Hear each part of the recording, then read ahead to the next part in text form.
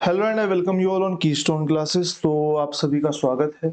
और जीडी के हम पेपर कंप्लीट कर रहे थे जो पिछले साल आए थे, मतलब कि पिछला साल भी ज़्यादा दूर नहीं। आपके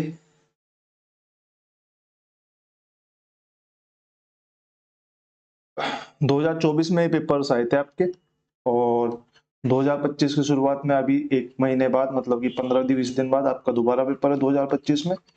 तो ये आपके करने के लिए इम्पोर्टेंट हो जाते हैं। जो भी जीडी का एग्जाम दे रहा है उनकी फाइनल फिनिश के लिए आप एक बार पेपर्स देख सकते हो। और इससे पहले हम 3 क्लास कर चुके हैं, मतलब 3 पेपर कंप्लीट कर चुके हैं। ये सीरीज में हमारा 4th पेपर है। और मैं टारगेट लेके चल रहा हूँ कि 4 तारीख से जैसे पेपर स्टार्ट है तो 4 तारीख से पहले 30+ के पेपर आपके कंप्लीट हो जाए। एक्चुअल में 53 शिफ्ट में हुए थे, तो आपके जब तक जीडी के पेपर कंप्लीट होंगे तब तक हम पूरी 53 शिफ्ट कर लेंगे। लेकिन उससे पहले तक जब पेपर स्टार्ट होता है उस वहां तक हम कोशिश करेंगे कि कम से कम 30+ पेपर हो जाए। क्वेश्चन नंबर 1 देख लेते हैं। क्वेश्चन नंबर 1, इस टाइप के क्वेश्चन हम 3 4 पेपरों में रेगुलर देख रहे हैं। तो आपके टाइप्स जो है वो रिपीट होते रहते हैं, और 2025 वाले एग्जाम में भी टाइप्स जो है आपके रिपीट ही होंगे। तो उसमें कोई वाली बात नहीं है। अगर आप टाइप्स पे कमांड कर लेते हो, आप फटाफट फटाफट क्वेश्चन कर सकते हो, जिससे कि आपका टाइम बचेगा। आप अदर पोर्शन पे, जहां पे आप जिसमें आप वीक हो, उसमें टाइम दे सकते हो। क्वेश्चन कह रहा है कि 3 संख्याओं का अनुपात 5:6:7 है। यदि तीनों संख्याओं का योग 540 है तो तीनों संख्याओं में सबसे बड़ी संख्या कौन सी होगी। मैंने बोला 5 6 7 है और योग 540 दे रखा है। हमारे हिसाब से अनुपात के हिसाब से कितना योग है? अनुपात के हिसाब से 18 है, यानी कि 18 की वैल्यू मेरे को 540 दी हुई है। मेरे से क्या पूछा? सबसे छोटी संख्या पूछी है। पिछले वाले पेपर में इसमें सबसे बड़ी संख्या पूछ ली, इस वाले में इसने सबसे छोटी संख्या पूछ ली, यानी कि 18 की वैल्यू 540 है, 5 की वैल्यू पूछ रहा है। मेरे को यहां से दिख रहा है कि 18 तिया 54 होता है, तो 5 तिया 15, यानी कि हमारी सबसे छोटी वैल्यू कितनी आ जाएगी? 150। ऑप्शन नंबर 2 हमारा यहाँ पे करेक्ट आंसर हो जाएगा। क्वेश्चन नंबर 2 देख लेते हैं। क्वेश्चन नंबर 2 हमारा सिंप्लीफिकेशन का क्वेश्चन है, तो सबसे पहले हमें ब्रैकेट सोल्व करना पड़ेगा। ब्रैकेट में भी सबसे पहले हमें डिवाइड सोल्व करना पड़ेगा। तो हम डिवाइड सोल्व करेंगे तो 3 चौक 12, 4 प्लस का हो गया, 6 माइनस का हो गया, तो 6 प्लस का हो गया, कट हो जाएगा, यानी कि 4 प्लस का बाहर आएगा। 4 प्लस का जब बाहर आएगा तो हमारी इक्वेशन बनेगी 124 डिवाइडेड बाई 4। और यहाँ पे एक डिवाइडेड है, बाकी प्लस माइनस तो आप कभी भी सोल्व कर सकते हो। तो 16, 16 से अगर इनसे काटेंगे तो ये कितने पे जाएगा? 8 64, और 8 6 48, नहीं 8 तिया 24, 8 दूनी 16, 8 दूनी 16 और 2 से 16, यानी कि 16 का स्क्वायर, यानी कि 16 बचेगा। यहाँ से अगर हम देखें तो 4 तिया 12 और 4 एकम 4, यानी कि 31 बचेगा। यानी कि हमारे पास क्या बचा? यहाँ से 16 बचा पूरे से, माइनस 34, और इस पूरे से हमारे पास बचा कितना? प्लस का 31। 34 माइनस का है 31, ये है। तो यहाँ से अगर मैं 3 ले लूं, यहाँ से अगर 3 लेके इसमें जोड़ दूं तो ये पूरा कट हो जाएगा। ये पूरा कट हो जाएगा, यानी कि 16 - 3, यानी कि हमारा 13 जो है वो राइट आंसर हो जाएगा। ऑप्शन नंबर 1 यहाँ पे हमारा करेक्ट हो जाएगा। क्वेश्चन नंबर 3 की तरफ चलते हैं। 14 पंप प्रतिदिन 8 घंटे काम करके एक पूर्णतः भरे जलाशय को 18 दिन में खाली कर सकते हैं।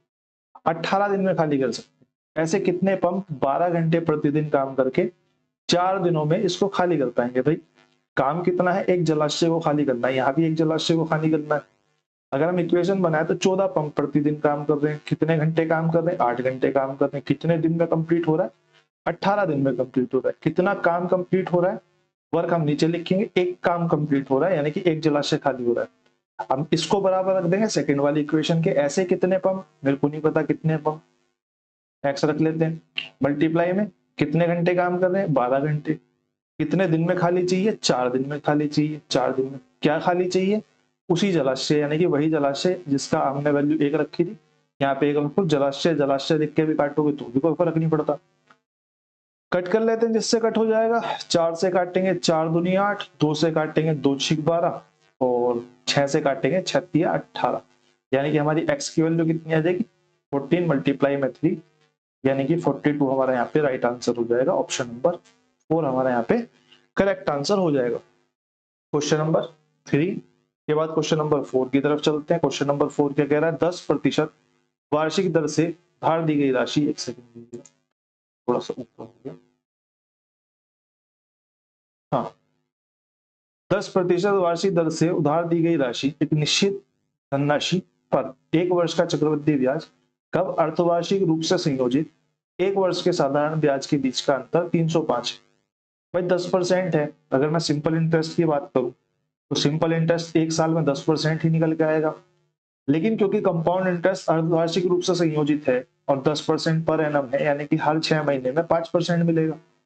अब इसे 2-3 तरीके से कर सकते हैं। मैं जिस तरीके से एग्जाम में अप्रोच चाहता हूँ करे या मैं करता, मैं उसी तरीके से बता देता हूँ। सिंपल इंटरेस्ट 10% है। कंपाउंड इंटरेस्ट की अगर मैं बात करूं तो भाई पहले साल 5% मिलेगा, वो सॉरी फर्स्ट हाफ में 5% मिलेगा, सेकेंड हाफ में 5% मिलेगा, फिर इसका 5% और मिलेगा, यानी कि 0.25% और मिलेगा। अब जो अंतर की बात ये कर रहा है तो 305 अंतर है भाई, 10% तो यहाँ पे कंप्लीट हो गया। अब अंतर जो बनेगा वो इस 0.25 से ही बनेगा, इस 0.25 से ही बनेगा।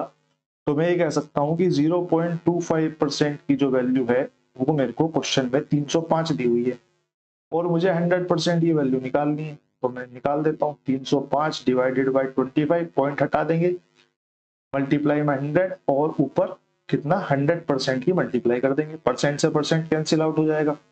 तो 25 चौका 100 और 4 तिया 12 और 5 चौक 20, यानी कि 122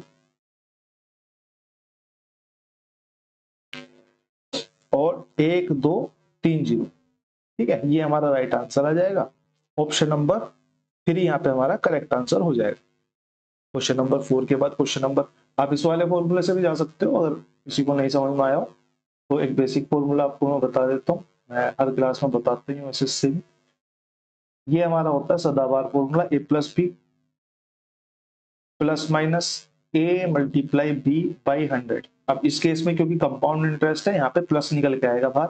आप यहाँ पे 5 और 5 की वैल्यू डालोगे, 5 और 5 की वैल्यू डालोगे तो 5 5 10 प्लस में 0.25 आ जाएगा। अब 10 आपको सिंपल इंटरेस्ट मिला ही हुआ है, 0.25 की वैल्यू आपकी, बाकी आपका यही जो है ये वाला काम आपको यहाँ पे करना पड़ेगा। क्वेश्चन नंबर 5 पे आते हैं। क्वेश्चन नंबर 5 कह रहा है कि एक व्यापारी किसी वस्तु का मूल्य क्रय मूल्य से 50% अधिक अंकित करता है। हम मान लेते हैं कि जो सीपी है वो 100% होता है अपने आप में। अगर 50% अधिक अंकित कर रहा है, यानी कि एमपी मार्केट प्राइस क्या हो जाएगा या मार्क प्राइस क्या हो जाएगा, 150% हो जाएगा। फिर उसने कहा कि उस पर 30% की छूट दे देता है। अगर 150 पे 30% की छूट दे देता है, यानी कि 70% पे बेचता है।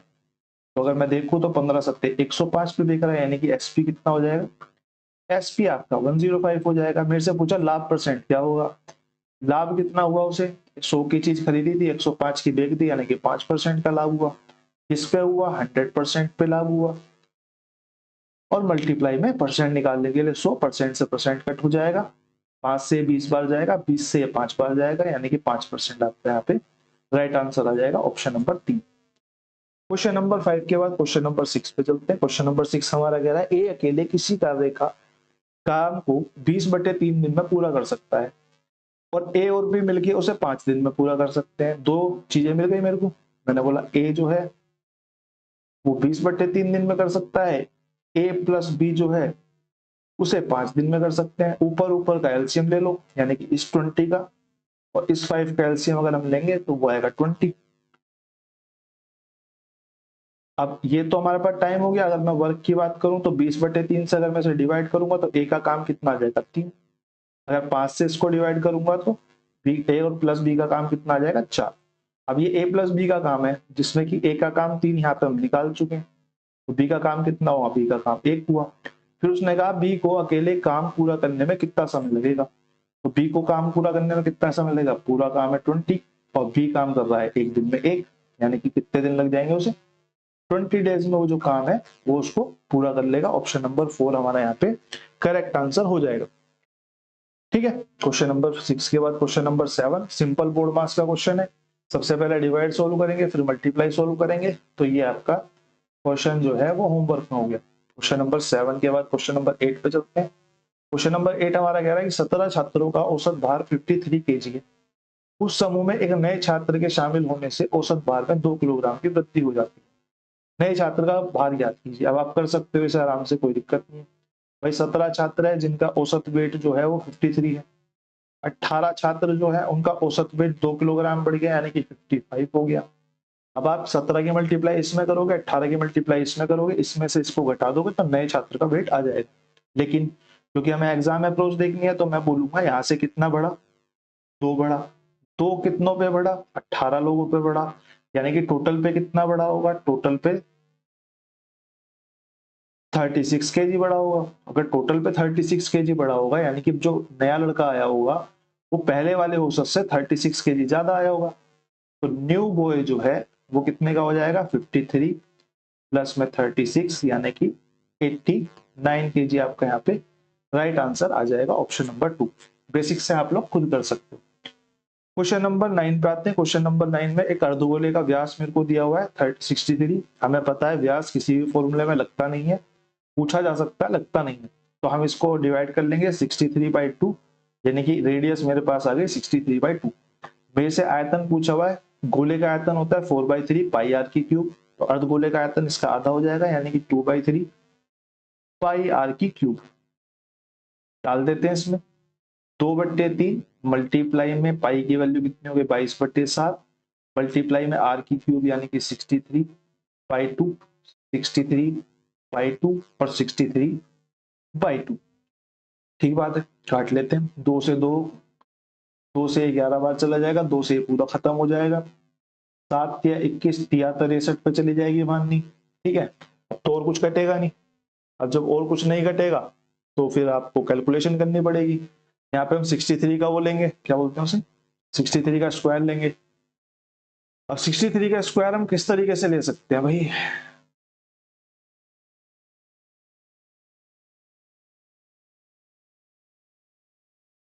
सिक्सटी थ्री का एक तो वही हो गया, मल्टीपल ले लो 63 मल्टीप्लाई 63।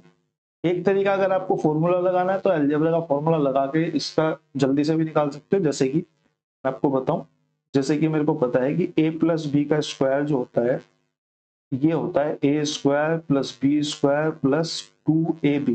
ठीक है, अगर मैं यहाँ पे 63 को तोड़ दूं 60 प्लस में 3 में और इसके होल स्क्वायर की बात करूं तो ये कितना हो जाएगा, 60 का स्क्वायर प्लस 3 का स्क्वायर प्लस में 2 इंटू 60 इंटू 3।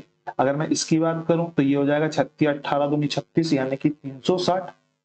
ये हो जाएगा जी हमारा 9 और ये हो जाएगा हमारा 3600 यानी कि 3600 3960 और 9 कितना हो जाएगा हमारा 3969।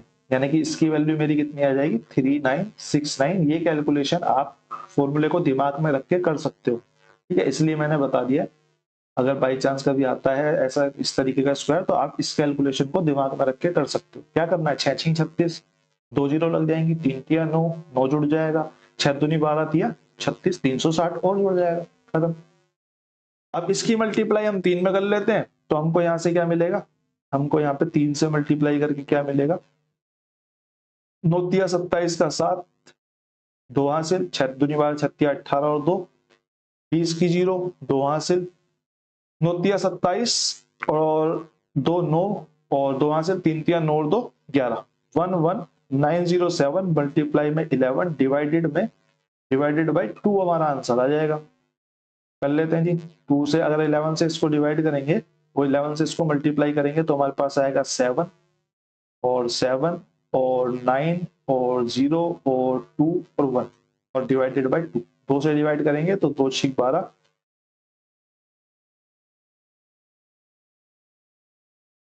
ये सॉरी 3 आएगा, ये 3 आएगा। चलो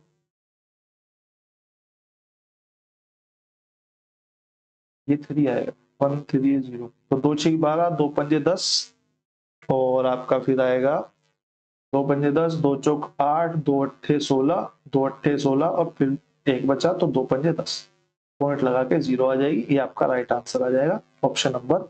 तो थोड़ा सा कैलकुलेटिव क्वेश्चन है, बाकी डुएबल है, दिक्कत नहीं है। क्वेश्चन नंबर 10 पे आते हैं। क्वेश्चन नंबर 10 हमारा क्या कह रहा है, एक दुकानदार एक वस्तु पर 18 अंकित मूल्य पर 18% की छूट इस प्रकार देता है कि विक्रय मूल्य 574 हो जाए।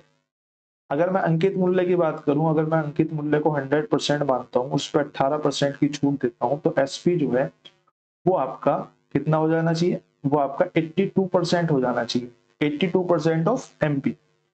अब इसी की वैल्यू मेरे को 574 दी हुई है, इसी की वैल्यू मेरे को 574 पूछी हुई दी हुई है और मेरे से अंकित मूल्य पूछा हुआ है। अंकित मूल्य याद कीजिए, यानी कि 82% की वैल्यू इतनी, तो 100% की कितनी, 8 सत्ते 56। आप सीधा सीधा भी कैलकुलेट कर सकते हो, ये इसका 7 टाइम्स है, इसका 7 टाइम जो है वो आपका राइट आंसर हो जाएगा, यानी कि 700। बाकी आप डिवाइड वैसे भी कर सकते हो रख के, वो आप खुद कर सकते हो। क्वेश्चन नंबर 2 वो सॉरी क्वेश्चन नंबर 10 का आंसर हो जाएगा ऑप्शन नंबर 2। क्वेश्चन नंबर 11 पे आते हैं, फिर से बोर्ड मार्क्स का क्वेश्चन है, सिंपल सा क्वेश्चन है। जो ब्रैकेट वाला था वो मैंने सोल्व करा दिया है। इसमें सबसे पहले इसको सोल्व करेंगे, फिर इसको सोल्व करेंगे इन दोनों को, और फिर बाकी को सोल्व करेंगे। तो ये क्वेश्चन भी आपका होमवर्क में हो जाता है। क्वेश्चन नंबर 11 के बाद क्वेश्चन नंबर 12 पे आते हैं। क्वेश्चन नंबर 12 कह रहा है कि एक खिलाड़ी 6 मैचों में औसत रन 37 है, अपना स्कोर 40 करने के लिए अगले मैच में कितने रन बनाने होंगे। अभी हमने वेट वाला क्वेश्चन करा था, एक सेकंड दिखाता हूँ आपको, ये वाला क्वेश्चन करा था। ये क्वेश्चन भी सेम इसी पैटर्न पे बेस है। मेरे से क्या कह रहा है, 6 में औसत जो है वो 37 है। अब अगले मैच की बात कर रहे हैं, यानी कि 7 की बात कर रहा है, और औसत कितना हो जाना चाहिए, 40। मैंने बोला कितना ज्यादा हो जाना चाहिए भाई, 3 ज्यादा हो जाना चाहिए। कितने पे ज्यादा हो जाना चाहिए, 7 पे, यानी कि टोटल पे कितना बढ़ा देगा, टोटल में वो 21 बढ़ा देगा, सॉरी 7 या 21। अगर 21 बढ़ा देगा तो नए वाले मैच में उसे कितने ज्यादा रन मारने पड़ेंगे पुराने वाले एवरेज से, 21 ज्यादा मारने पड़ेंगे। तो 37 प्लस में 21 यानी कि 58 हमारे यहाँ पे राइट आंसर हो जाएगा ऑप्शन नंबर 3। ऑप्शन नंबर 3 हमारे यहाँ करेक्ट हो जाएगा। क्वेश्चन नंबर 12 के बाद क्वेश्चन नंबर 13 पे आते हैं। एक व्यक्ति 15% वार्षिक दर के साधारण ब्याज पर एक निश्चित धनराशि ऋण पर लेता है। 6 वर्षों में प्राप्त ब्याज ऋण पर दी गई राशि से 800 कम है। मैंने बोला राशि जो होगी, प्रिंसिपल जो होगा वो अपने आप में 100% होगा।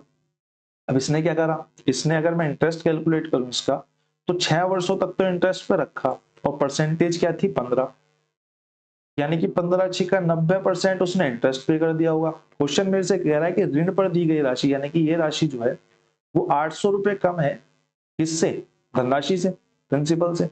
मेरे हिसाब से कितनी कम होनी चाहिए, 10% कम होनी चाहिए। इसके हिसाब से कितनी है, 800। तो धनराशि बतानी है, यानी कि 100% की वैल्यू बतानी है। 800 डिवाइडेड बाई 10%, 10% सीधा सीधा दिख रहा है बेटा, 8000 होगा। लेकिन मैं फिर भी एक दो क्वेश्चन इस तरीके से करा देता हूँ। परसेंट से परसेंट कैंसिल आउट हो जाएगा, 10 से कैंसिल आउट हो जाएगा, यानी कि हमारा प्रिंसिपल की वैल्यू कितनी हो जाएगी, 8000। आई थिंक आप लोगों को क्लास ठीक लग रही होगी, तो लाइक शेयर सब्सक्राइब कर दिया करो, क्योंकि ये जो चैनल था वो अभी तक जो इस पे जितना भी कंटेंट डला है वो डीएसएसबी से रिलेटेड डला है, एसएससी से रिलेटेड कोई कंटेंट नहीं डला है, तो व्यूज वगैरह आते नहीं। तो जो भी लोग देख रहे हैं जिनका इंटरेस्ट दोनों एग्जाम्स में, आप लोगों से रिक्वेस्ट है कि आप लाइक शेयर सब्सक्राइब कर दो, जिससे कि थोड़ी सी रीच बढ़े, थोड़े से और लोग एसएससी के देख सके, ठीक है। उससे मेरे को मोटिवेशन मिलता है आगे बनाने का। जैसे कि मैंने पीछे 3 वीडियो बनाई है, तो उनमें कुल मिला के 100 150 200 व्यू होंगे इन टोटल, तो उससे थोड़ा सा मोटिवेशन डाउन होता है, ठीक है। तो आप लोग से कर दो यार, लाइक शेयर करने में क्या जा रहा है, मतलब लाइक सब्सक्राइब करने में तो कुछ जा ही नहीं रहा, शेयर करना है तो वो आपकी मर्जी है। क्वेश्चन नंबर 14 पे आते हैं। क्वेश्चन नंबर 14 हमारा क्या कह रहा है, हमसे कह रहा है कि D/E जो है वो 3/2 है। अब D माइनस E जो है उसकी वैल्यू इसने मेरे को 9 दे दी, और D प्लस E की वैल्यू मेरे को पूछ ली। मैंने बोला D माइनस 9 अगर रेशो में 3 और 2 है, मेरे हिसाब से तो 3 और 2 होना चाहिए था, यानी कि 1 की वैल्यू 9 होनी चाहिए थी। अगर 1 की वैल्यू 9 होनी चाहिए थी, तो इसकी वैल्यू 27 होनी चाहिए थी, इसकी वैल्यू 18 होनी चाहिए थी, ठीक है, या होनी चाहिए थी, तो ठीक है। अब मेरे से डी और ई की वैल्यू पूछ रहा है प्लस में, यानी कि 27 प्लस में 18 में से पूछ रहा है, यानी कि 45 हमारा यहाँ पे राइट आंसर हो जाएगा ऑप्शन नंबर 4। क्वेश्चन नंबर 14 के बाद क्वेश्चन नंबर 15 पे आते हैं। एक कुर्सी 1500 रुपए में खरीदी जाती है, 25% की हानि पर बेची जाती है, विक्रय मूल्य बताओ। सीपी की अगर मैं बात करूं तो सीपी अपने आप में 100% होगा, और अगर मैं एसपी की बात करूं तो एसपी क्योंकि 25% हानि पर बेची गई है तो 75% होगा। 75% की वैल्यू मेरे को, सॉरी 100% की वैल्यू मेरे को इसने 1500 दे दी, तो 75% की वैल्यू पूछ रहा है, तो मैं बोलूंगा 1500 तो 100% के बराबर है। वैसे सीधा सीधा भी दिख रहा है, इतने कैलकुलेशन करने की भी जरूरत नहीं है। और परसेंट से परसेंट काट देंगे, 2 से ये 2 काट देंगे, 75 मल्टीप्लाई में 15। अब 75 मल्टीप्लाई में 15 कैसे करेंगे, 750 10 की मल्टीप्लाई, और 750 का आधा 375, 750 प्लस 375 हमारे यहाँ पे राइट आंसर हो जाएगा, कितना हो जाएगा, 5, 2, 7 और 3, 10 और 1, 11, 1125 हमारा यहाँ पे करेक्ट आंसर हो जाएगा, ऑप्शन नंबर 4। क्वेश्चन नंबर 16 पर आते हैं। क्वेश्चन नंबर 16 क्या कह रहा है, निम्नलिखित में से सबसे छोटी संख्या कौन सी होगी तो 13, 15, 4, 21 और 2 का गुणज हो, 2 का गुणज हो, सबसे छोटी संख्या हो, यानी कि ये मेरे से सीधे सीधे एलसीएम पूछ रहा है, एलसीएम ऑफ 13, 15, 4, 21 और 2। ठीक है, निकाल देते हैं, सबसे बड़ी संख्या उठाते हैं, कौन सी है जी, 21। 21, फिर मैंने 15 देखा, 15 में 5 और 3 है, तो 3 तो इसमें ऑलरेडी है, तो 5 की मल्टीप्लाई कर देते हैं।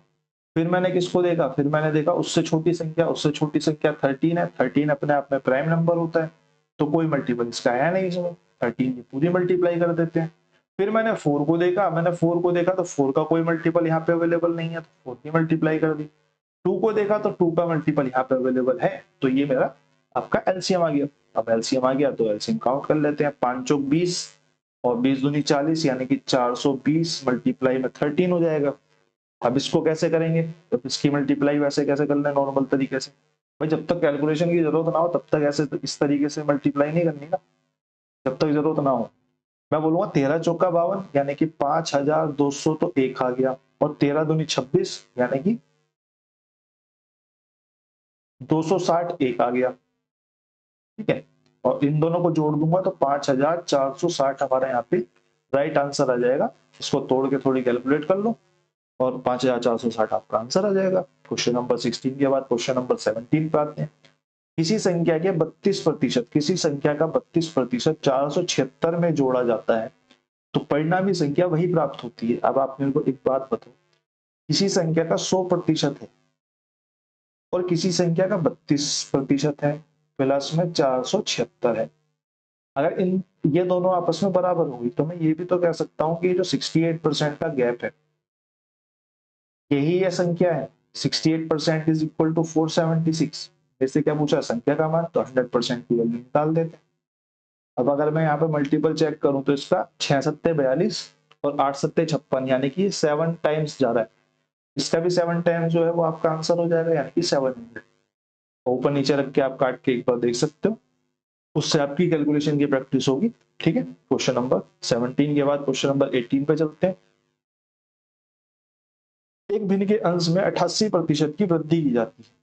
भिन्न के अंश में, अगर अंश उसका 100 था तो उसको बढ़ा के 188 कर दिया। हर में 25%, 55% की वृद्धि की जाती है। अगर हर उसका 100% था तो उसको बढ़ा के 155 कर दिया।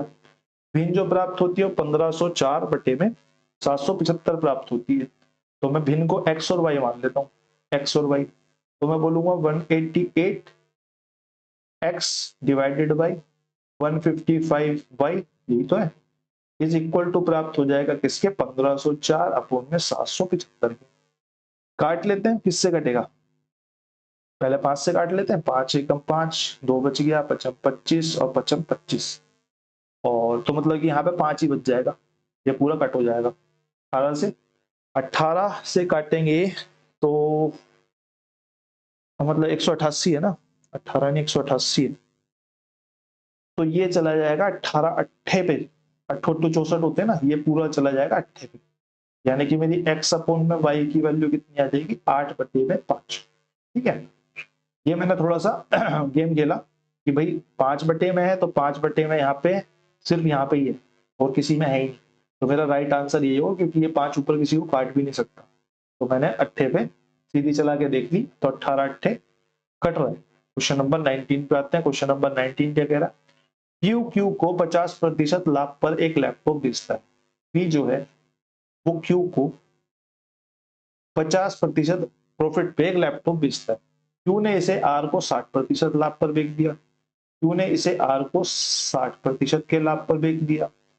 पी और आर के क्रय मूल्य का अनुपात ज्ञात कीजिए।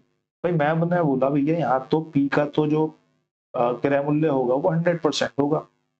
अगर मैं आर की बात करूं, भाई आर यहाँ से गया, पी के हाथ से क्यू पे गया, क्यू के हाथ से आर पे गया। पी के हाथ जब पी के पास आया था तो 100% था, लेकिन उसने बेचा कितने का, 150% का।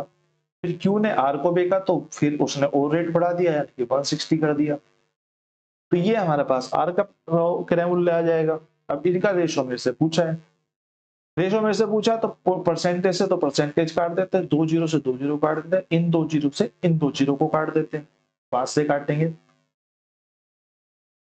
5 दिया 15, 5 दूनी 10 20, और 4 से काटेंगे, 4 पंजे 20 और 4 चौक 16, यानी कि रेशो कितना आ जाएगा 5 रेशो में 12 हमारा यहाँ पे राइट आंसर बन जाएगा ऑप्शन नंबर 2। क्वेश्चन नंबर 20 पे आते हैं, लास्ट क्वेश्चन आज की क्लास का, उसके बाद इंग्लिश चालू हो जाती है। अब मेरे से पूछा है इडियम और फ्रेज का, गो टू द टॉयलेट्स, इसका आंसर आप लोग बताना कमेंट सेक्शन में। ठीक है, क्वेश्चन नंबर 20 हमारी आंखों के सामने है ये, तो क्या मैं इसको छुड़वा दूं, क्या मैं इस क्वेश्चन को होमवर्क में दे दूं, देखते हैं कितने लोग अटेम्प्ट करते हैं कितने नहीं करते हैं। इस क्वेश्चन को अटेम्प्ट करके आपको आंसर मार्क करना है question number 20, question number 20 answer number this, और जिसका नहीं होगा वो मार्क करेगा नॉट अटेम्प्ट। ठीक है, देखते हैं कितने लोग करते हैं, 2-4 की तो कमेंट आनी चाहिए यार, आती नहीं, मतलब मैं थोड़ा सा डिसअपॉइंट तो नहीं हूँ, तो मेरे को पता था मैं नया कुछ स्टार्ट करूंगा तो उस पर व्यूज वगैरह नहीं आएंगे, लोगों पे रीच नहीं जाएगी, क्योंकि जो भी 700-800 बंदे हैं वो सारे के सारे ही डीएसएसबी के हैं मैक्सिमम, उनमें से मुश्किल से मान लो तो 2-3-4-5% होंगे जो एसएससी की तैयारी कर रहे होंगे, बाकी नहीं कर रहे होंगे, क्योंकि टीचिंग एग्जाम ज्यादा कंसंट्रेट करके डीएसएसबी के बच्चे देते हैं, वरना एसएससी वाले तो नॉर्मल एग्जाम वैसे भी निकाल लेते हैं। तो देखते हैं क्या होता है आगे, हम इस सीरीज को तो कंटिन्यू में पूरी कराऊंगा ही, जितने भी इसके सेट हैं इसके 53 के 53 कराऊंगा, फिर उसके बाद क्योंकि मेरे हिसाब से सीजीएल का एग्जाम होगा इसके ठीक बाद, या कोई और बीच में एग्जाम होगा तो उसे देख लेंगे, फिर मैं सीजीएल के कराऊंगा, और फिर भी अप्रोच नहीं आती है रीच, फिर आई विल ड्रॉप दिस, कुछ नहीं कर सकते, फिर ड्रॉप ही करना पड़ेगा, उसके अलावा कोई चांस नहीं रहेगा एसएससी में। बाकी आप लोगों से कल मुलाकात होती है, 30 मिनट से अंदर ये कंप्लीट हो चुकी है वीडियो भी, तो काफी अच्छी टाइमिंग के साथ होगी 20 क्वेश्चन। धन्यवाद।